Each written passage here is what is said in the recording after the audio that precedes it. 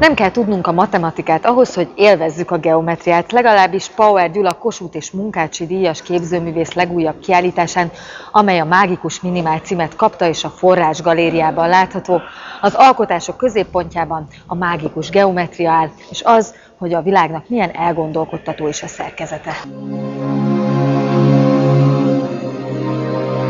A művészettörténészek szerint a legtöbb alkotó önarcképet fest. Vannak azonban, akik nem ezt teszik, mint Pauer Gyula, ők trendteremtő művészek. Az ő műveit is értelmezni kell, a megoldáshoz pedig mindenkiben ott rejlik a kulcs. Pauer a 20. és a 21. század európai művészettörténetében valódi érték.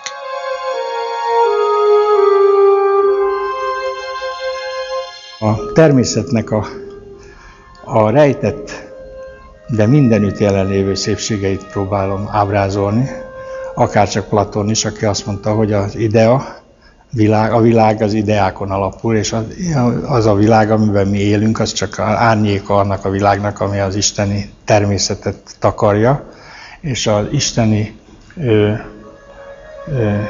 teremtésnek a logikáját ábrázolják a geometriai elemek. Platón gyűjtötte össze azokat a testeket, amelyeket a kiállításon is megjelenítődtek, amelyeket platonikus testeknek nevezünk, és az a közös jellemzőjük, hogy kivétel nélkül mindegyik szimmetrikus test, és egy megfelelő gömbpalástnak a belsejére érnek a csúcsai, úgyhogy minden csúcsa odaér. A művész képei visszanyúlnak egészen az ábrázolás kezdeteihez, és nincs más témájuk, mint a festmény maga. A platonikus testek háromdimenziós alakban jelennek meg, és olyan dolgokat ábrázolnak, amit a művész maga sohasem látott, csak elképzelt. Ezeket a képeket szét lehet szedni alkotó részeire. Miközben szétszedjük, rájövünk, hogy minden egyes alkotó részre szükség van.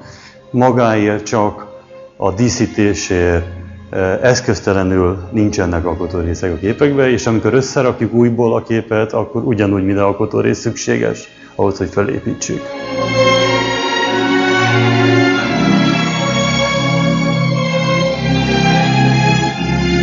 Lényegében ez egy lobogó, ugye ez látszik is rajta, tehát itt még az ábrázolás szintjén vagyok. A fakuló diktatúrát fejezi ki az elfakuló vörös szín, ugye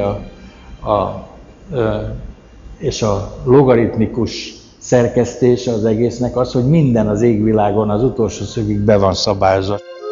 Minden kép a világban rejlő szabályrendszerről mesél, ami alól ha tetszik, ha nem lehet kibújni. De legalább jó tudni, hogy amit mi szabálynak érzünk, az az isteni teremtés logikájával van átítatva.